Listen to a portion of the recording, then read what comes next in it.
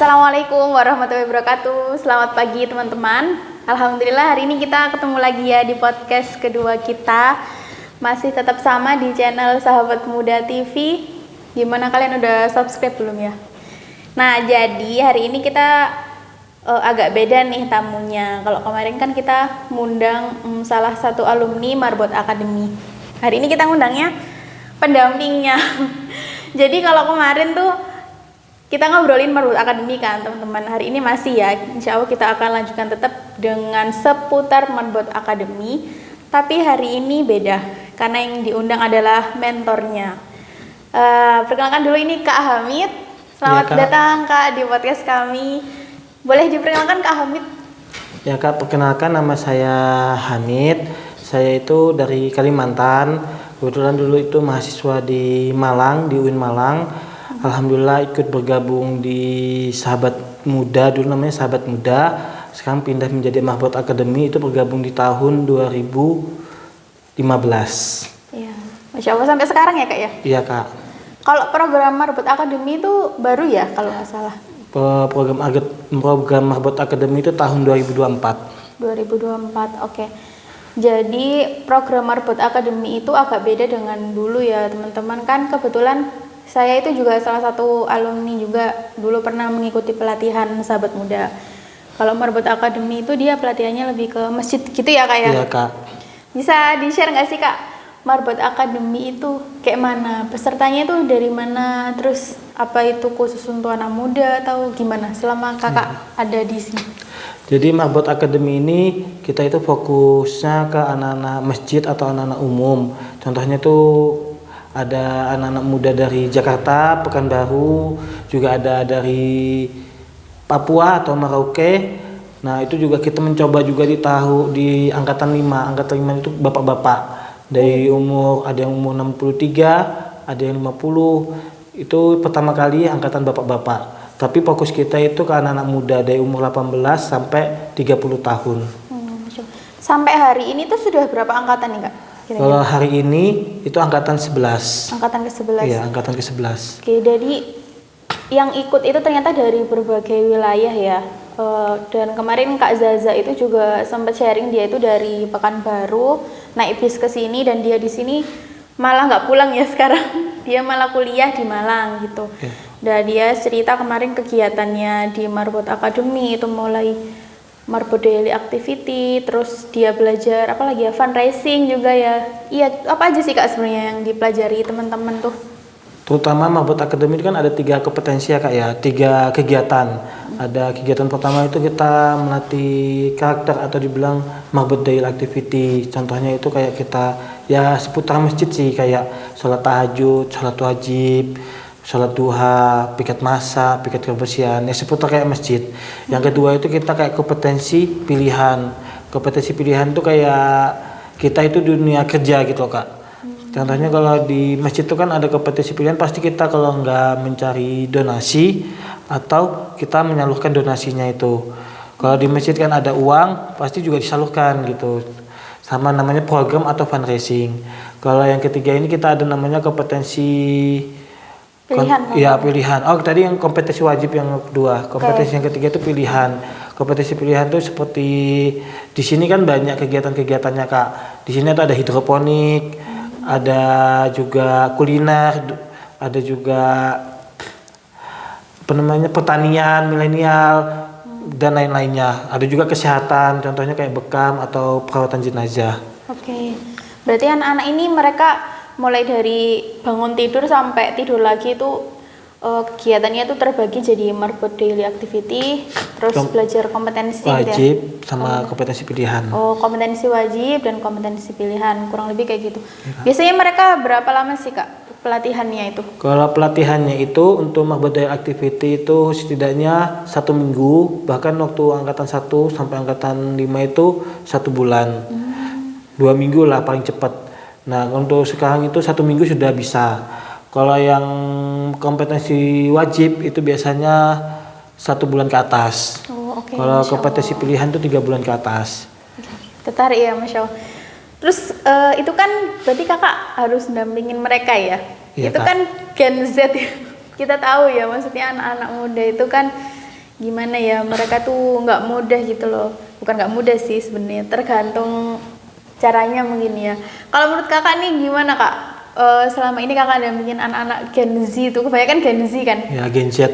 Gen Z, gimana tuh mereka? Ya kak, sebenarnya saya juga anak Gen Z ya kak ya. Oh.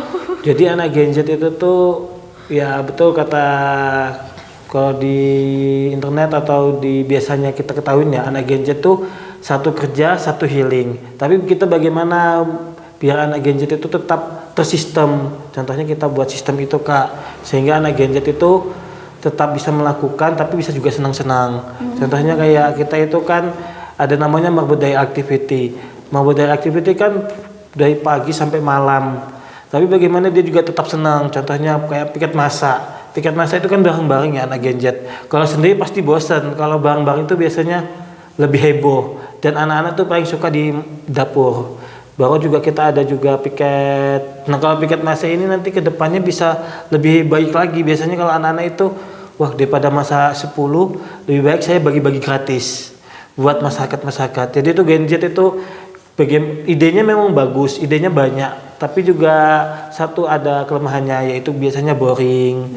Biasanya tiba-tiba nggak mood gitu. Bener-bener. Gimana nih? Ada nggak alumni Marbot Academy yang lagi nonton atau Gen Z? Menurut kalian ya nggak? Jadi kadang suka healing, kadang pengennya apa ya, males-malesan, atau kadang sukanya nggak mood. Bener nggak nih itu yang diomongin sama Kak Hamid nih? Itu pengalaman dia selama ini waktu dampingin teman-teman gitu. Tapi kemarin kalau nggak salah ada yang bapak-bapak juga ya kak ya? Ya kalau bapak-bapak itu paling muda itu di bawah 40, 36 lah. 36. Yang lainnya itu di atas 50. Masya Allah. Tapi gimana tuh prosesnya, kira-kira sama nggak sama anak Gen Z? Ya. Kalau anak Gen Z sama anak, kalau dibilang bapak-bapak itu kan geng X ya kak ya, itu bertolak belakang. Kalau Gen Z itu kalau kita kenalkan, contohnya kan kita lebih banyak melalui sosmed atau HP ya, kalau kita laporan. Itu anak Gen Z kalau dijelasin cepat. Bahkan kalau misalnya kita jelasin malam ini, besoknya itu sudah bisa mengerjakan sendiri. Kalau Gen X itu beda. Kalau Gen X itu ya ini pengalaman ya. Kalau kita buat laporan di HP, mereka itu belum tahu copy paste, belum tahu nempel. Kan biasanya kalau di WA itu ada tempel, copy. Nah itu mereka belum tahu. Jadi kita harus kerjain jadi satu-satu. Cuma bedanya kalau Gen X itu bapak-bapak, dia itu istiqomah, rajin. Terutama kalau di Marbot Day Activity, mereka itu sudah ya namanya keperluan ya, namanya sholat wajib itu keperluan anak-anak Gen X. Jadi itu kayak istiqomah dan paling rajin memang. Masya Allah gitu ya, keren banget ya. Berarti kita di posisi usia tengah-tengah, terus kita ketemu sama anak-anak Gen Z, terus ada lagi orang-orang Gen X gitu. Tapi bisa ya itu bersama-sama gitu? Bisa, jadi nanti kita atur gini. Jadi Gen X itu sebagai pengawas, kalau dibilang itu yang dampingin juga, dampingin setidaknya itu waktu kayak sholat. Jadi Gen X itu yang ngobrakin. Kan anak Gen Z itu kan kadang masih males-malesan ya. Gen X itu yang ngobrakin anak-anak gitu. Masya Allah, keren banget sih teman-teman. Tapi ya pasti gak mudah dong di prosesnya ya kak ya. Pasti ada namanya Gen Z itu naik turun kayak gitulah. Terus apalagi ya? Terus buat Kak Hamid nih, buat anak-anak alumni ini kan pasti sudah banyak yang kembali ke masjid, kembali ke aktivitasnya masing-masing, yang bapak-bapak juga pada balik atau ada yang gimana kak? Kalau anak-anak itu kan ada yang perwakilan umum, ada yang perwakilan masjid. Kalau perwakilan masjid itu biasanya dipanggil masjidnya kembali, bagaimana itu mempraktekkan atau menduplikasi kegiatan-kegiatan di sini di masjidnya. Contohnya itu kayak ada teman-teman dari Maroke, dia sudah bisa menduplikasi ahad ceria di masjidnya. Bahkan juga pernah sahabat lansia, sahabat masjid. Ada juga di sini kayak Masjid Mutaharun itu sudah pernah bagi-bagi beras ke jamaah-jamaahnya di masjidnya. Kalau yang umum biasanya itu kita tawarin ke masjid-masjid yang kita kenal. Barangkali ada yang mau mengambil atau mau memberdayakan anak ini, tidaknya untuk menjadi marbot di masjidnya yang kita kenal. Contohnya itu ada Koid itu dulu peserta umum. Itu biasanya dia dipanggil. Dia itu dikenalkan oleh ustadz kami, pembina kami namanya Ustadz Dedi. Itu dikenalkan di masjid Masjid Al-Madani. Iya, Masjid Al-Madani itu akhirnya dia itu jadi mahbub di sana. Dan menduplikasi juga di sana. Oke. Ya, kalau kita lihat masjid terus anak muda itu kan gimana ya? Nggak mudah ya, Rek, teman-teman. Soalnya kan mungkin biasa anak muda kan sukanya mungkin ngafe, sukanya konser, terus ini malah masjid gitu. Itu pasti kan gimana gitu ya, tapi perlahan-lahan ternyata bisa ya Kak Bisa, ya. Dimulai dari bikin kegiatan tadi Bikin itu. kegiatan. Terus terakhir nih ya kan, pesan buat Kak Hamid buat teman-teman yang udah keluar dari sini yang udah teman alumni Mahbot. gimana? Ada nggak? Pesan saya sih kalau buat teman-teman alumni Mahbot Academy kan sudah pernah belajar karakter tuh, belajar mau daily activity, setidaknya jangan lepas, terutama sholat tahajud, baru itu sholat duhanya, kemudian jangan lupa juga untuk mendoakan kedua orang tua, karena tetap kalau kita membuat program itu pasti buat tujuan kita kan untuk membahagiakan orang tua juga. Nah itu pesan-pesannya. Juga ada teman-teman alumni yang umum, walaupun pulang diusahain tetap cari yang terdekat, namanya masjid. Masya Allah. Semoga teman-teman alumni Marbot Academy bisa dengar juga ya, bisa ikut nyimak podcast kita pada pagi hari ini. Dan insya Allah nanti kalau misalkan ada kesempatan ya, kita bisa undang teman-teman juga untuk hadir di sini. Mungkin saya di sini dulu ya podcast kita pagi hari ini. Terima kasih Kak Hamid yang sudah hadir, menyempatkan waktu hari Minggu ke kantor. Semoga bisa ya begitulah pokoknya. Semoga bisa sampai ke kalian semuanya dan tetap semangat untuk teman-teman semua. Sampai ketemu di podcast kita selanjutnya. Kalau kalian mau usul siapa yang mau kita undang ke sini, boleh banget teman-teman.